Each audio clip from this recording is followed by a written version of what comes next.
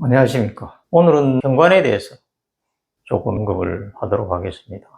현관에 대한 이야기는 많이 알려져 있습니다만은 조금 다른 각도로 설명을 드리자면은 현관이란 그 용어 자체는 그렇게 크게 중요한 건 아니고, 우리가 보통 아파트에 들어가면 바깥과 안쪽에 들어간 입구 거기를 현관으로 보통 지칭을 하죠. 우리가 주택이나 이런 데서 앞이 대문 쪽이 앞이고 그쪽으로 향하게 되어 있고 있습니다.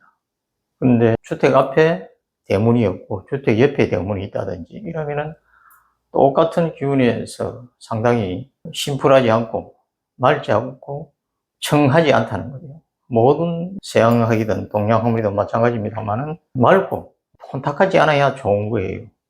사주도 청탁이 있고 청한 게 있고 탁한 게 있고 이런데, 청하다 말은, 맑다는 말은 심플하다는 말이거든요.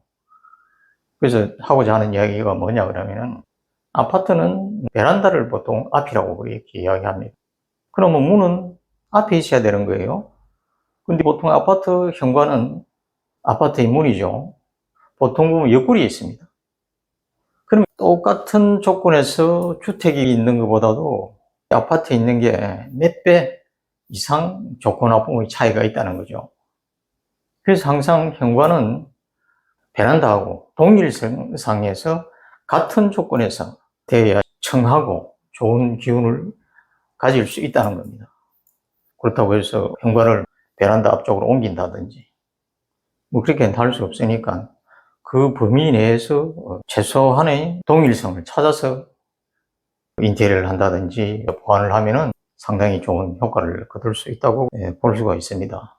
그래서 옛날 조선시대 때 풍수를 양반들은 도입해서 많이 사용하고 이랬는데, 대문이 12대문이 있고 아주 잘 사는 집에는, 근데 최종 대문 항상 앞쪽으로, 앞쪽이라는 말은 풍수에서는 방위에 상관없이 남쪽이 되는 겁니다. 오행상으로는 또 화가 되고 그렇게 되는데, 앞쪽으로 주택이 향해져 있고 주로 남쪽이죠. 북향집도 명당에 있습니다만은 대표적으로 인천 김성수 선생 댁 같은 거는 북향인데도 명당입니다. 북향이지만은 무조건 앞을 남쪽으로 보는 거예요.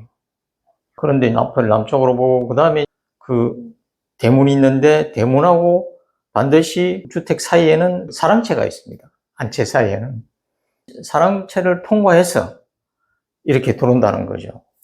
그래서 기운이 한바탕 쉬고 들어와야 되는데, 그거는 요즘 현관이 다 이중문으로 되어 있어서 그런 효과는 어느 정도 본다고 볼 수가 있죠. 그래서 하고자 하는 말은, 들어오면서 안 좋은 기운도 쉬고 좋은 기운은 좋은 대로 들어오고 어떻든 한번 걸른다는 그런 의미가 있는데, 현관에서도 기운이 들어오면서 안 좋은 기운이 한번 쉬어야 되는 그런 의미로 인해서 이중문, 옛날 같으면 사랑채죠. 사랑채고, 근데 주택이 도시화되면서 아파트 이전에 주택이 변모되면서 어떤 현상들이 생겼냐면은, 보통 50년대, 60년대, 70년대까지도 도시에도 지금도 있습니다만 주로 주거지가 주택이었죠. 그 전에 일제시대가 있고, 지금도 현재 일본 관사들이 좀 남아있기도 하고 그렇습니다만은, 조선시대 때 양반집은 일단은 들어오는 출입구, 지금으로 따지면 현관, 출입구의 기운을 좋게 하는 그 중에 하나는 지당이란 어떤 공간을 만들어서 들어오게 하는 그런 방식을 전부 다 선호해서, 요즘 남아있는 거는 나가까운 집이라든지 12대문이라든지 이게 다 소멸되고 남아있는 게 별로 없는데, 그렇게 했었고, 그 이후에는 땅이 좁고 한 공간에 주택을 짓고 이러니까 풍수적으로 주로 도심에는, 어릴 때 그걸 보신 분도 있을지 모르겠지만은 시골하고 도심하고 조금 다르게, 시골에는 주로 들어온 입구에 풍수적으로 어떤 조치를 한 게, 모르고 그렇게 할 수도 있겠죠. 주로 대문을 들어오고 나서 음나무를 많이 심었어요.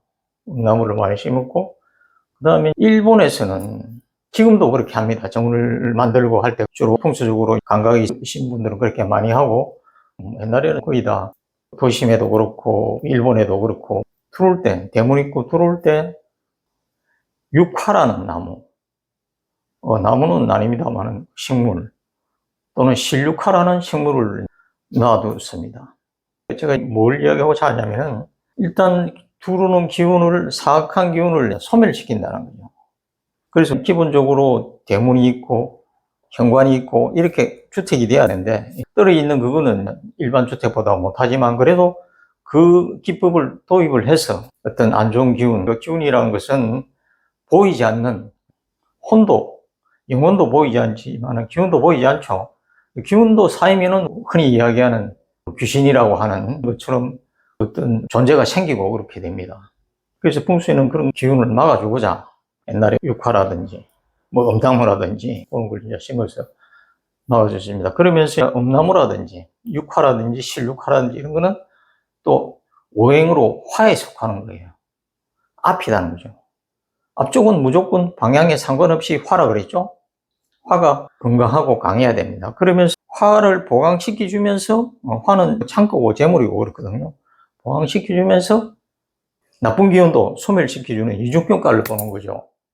그래서 가장 키가 뭐냐 그러면은 결론적으로는 실육화, 육화입니다. 실육화, 육화가 지금 제대로 배치되어 있는 집들이 없어요. 일본에 가면은 간혹 풍수적인 개념을 도입해서 아직도 많이 존재를 하고 기본적으로 합니다. 그리고 일본에는 귀신이 많잖아요. 신을 많이 모시고 하는데 대체적으로 안정적으로 괜찮은 것도 그 중에 하나라고 볼 수가 있거든요. 우리가 아파트에 들어오면은 코끼리를 놔라는 둥 별로 그렇게 코끼리는 사람마다 다 다릅니다. 좋아야 되는지 나빠야 되는지 공통성이 있어야 되는데 공통성이 없어요. 그리고 뭘 또 놓으면은 어쩌고저쩌고 신발장 안에 뭘 넣으면 어쩌고저쩌고 그렇게 하는데 그런 거는 어떤 기본이 없는 맥락이라고 볼 수 있는데 무조건 기본적으로 실육화, 육화를 놔야 된다. 그러면 아파트 그 좁은 공간에 현관이라고 해봐야 들어오는데 좁은 공간에 식물을 놓는 건 또 별로 좋지 않아요. 주택도 그렇고 아파트도 그렇고 식물을 집안에 두는 거는 상당히 풍수적으로 많이 고려를 해야 되는 거거든요. 그래서 아파트 현관 입구를 들어와서 큰 현관이 있습니다. 두 평, 세 평, 한 5평 되는 현관도 있는데 공간이 넓은 데는 충분히 식물을 키워도 됩니다. 문하고 터치가 안 되는 좀 먼 곳으로 되는데 그렇지 않은 공간이 많으니까 육화나 실육화의 그림이나 사진을 붙이면 상당히 효과가 있다는 거죠. 그래서 아파트 같은 경우에는 인테리어를 할 때 사진을 함부로 붙이면 상당히 문제가 많이 생길 수도 있습니다. 그래서 잘 모르면 집에 있는 액자는 다 떼야 되고, 그 다음에 현관에는 무조건 실육화, 육화의 사진을 붙여놓으면 엄청나게 많은 효과를 봅니다. 그 아파트에는 그림이나 사진을 붙여놔서 적당한 것 같으면 많은 효과를 봅니다. 그걸 기록을 한다든지 몇 년간 테스트를 해보면 충분히 그런 결과가 나온다는 걸 알 수가 있습니다.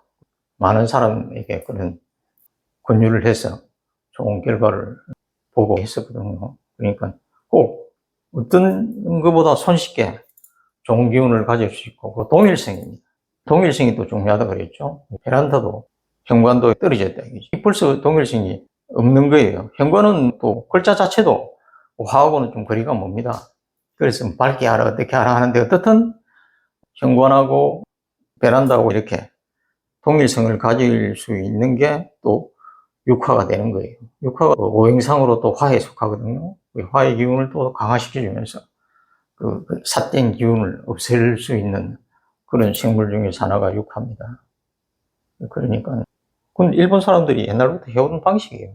귀신 많은 나라에서. 꼭 그렇게 하시고 다른 건 보다도 우선 이걸 하셔야 된다. 유튜브에서는 최초로 이야기하는 거니까. 또 발음이 좀 애매하니까 쓰자면은 그냥 한글로 쓰자면 이렇습니다. 육화.